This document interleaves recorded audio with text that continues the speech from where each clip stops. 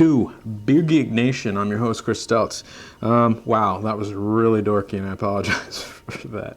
It's been a long week, I'm not going to lie to you. But anyway, tonight, another Friday night here at Beer Geek Nation headquarters. I'm looking at a beer that's been in my fridge for literally since I started doing this. So, beginning of April, end of April, somewhere in there. So 2 months now. It is Le Chouffe. It is their Belgian spicy golden ale, brewed by, I'm going to butcher this name, so I apologize for it. It's Brewery de Le Chouffe. It's a Belgian brewery in the Ardennes Mountains. Actually, the yeast strain, little geek information here for you. The yeast strain they use in this, you can actually purchase, if you're a home brewer, from Wyeast or White Labs. They have an Ardennes yeast strain. It's actually a proprietary yeast for them. But anyway, this is 8% alcohol.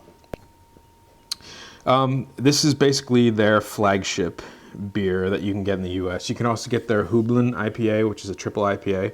That's a little bit harder to find, but you can definitely still get it here.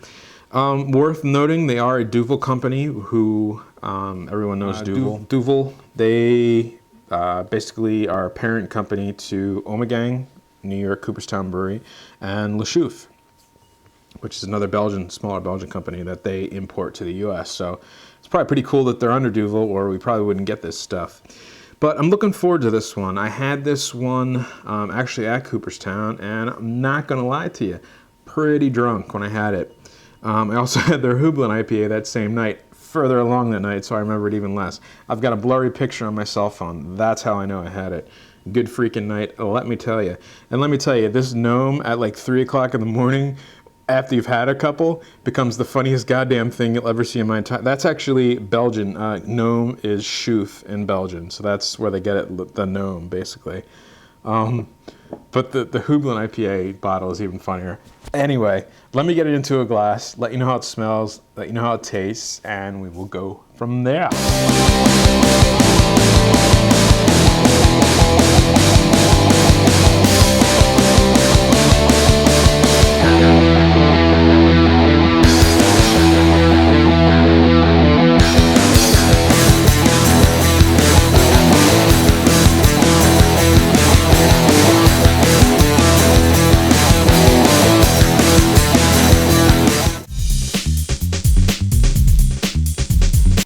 So, the appearance of this one, just classic Belgium. I can't say it enough. For you guys that don't like Belgian beers, there's a couple beers that I think if you just tried, it would, kind of increase your appreciation for them. They do have weird taste. They're a little funky. They're, really overcarbonated. Some of them can be just downright, hardcore, just malt bombs. But when looking at this, it's just an amazingly beautiful beer. Champagne is the best way to describe the color on this one.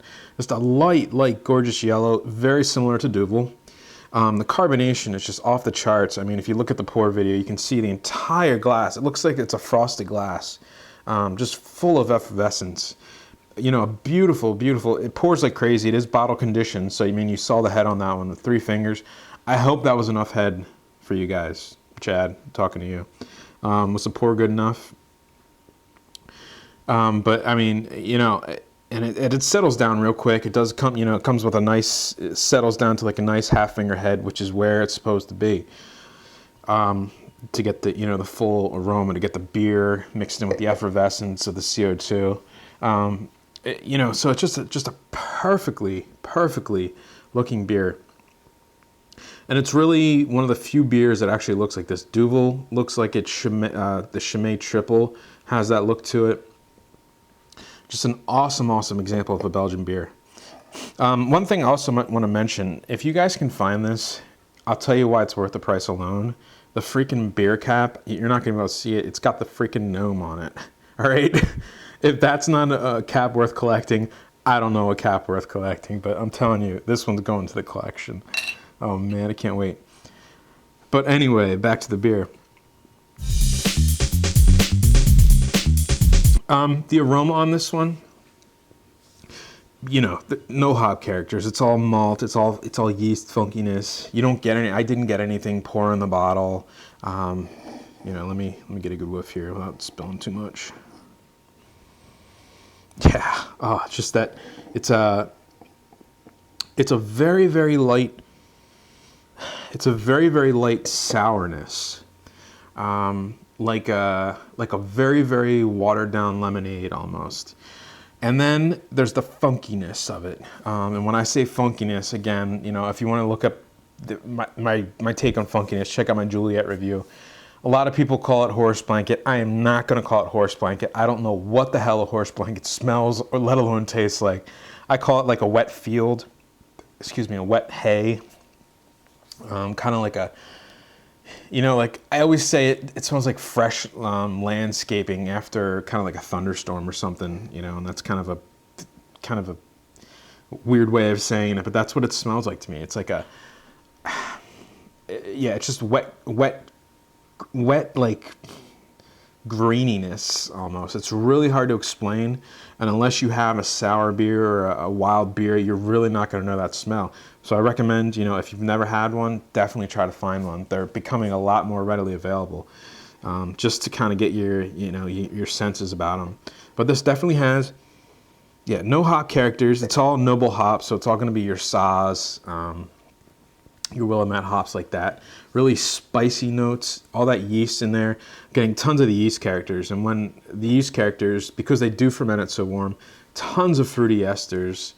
So you're going to get sweetness. You're not going to get the dark fruit notes that you do from, say, a double or a quadruple or something like that. This is more of like a springiness, a freshness, lemon zestiness, but it's not like a hop lemon zest. It's kind of like a very subdued lemon smell to it. But you get that champagne, that funk, it just smells so amazing. So with that said, let's get into the taste of this one.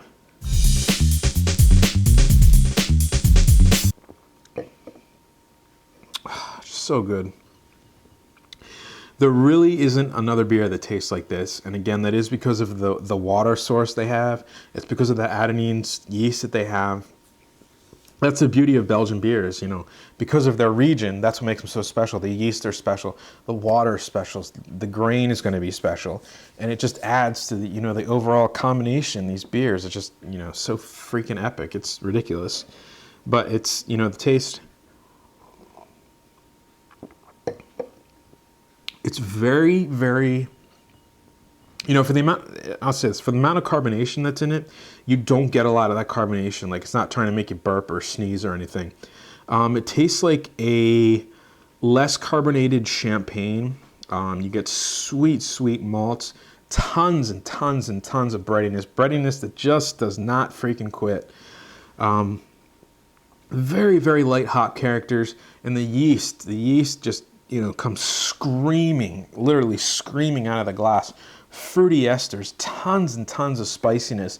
And when I say spiciness, like to the point where you actually feel it in the back of your throat, it's not a hot spicy like chicken wings or something. It's like, and I've said this before, it's like a peppery. The pepper's the best way to describe it, like a pepper burn kind of, like black pepper, not like hot pepper. But that's there, and it's mixed with like a fruitiness from the yeast, and it's just overall, it's just an amazingly well blended beer. And the bottle conditioning just adds to it. You can definitely taste the funkiness. There's no doubt. It's very slightly funky. It's by no means a funky beer, but it's there, and it lets you know it's a Belgian beer, and that hey, I'm bottle fermented with a 100-year-old yeast strain. But it's very good. The verdict on this one, I have to give this one an A.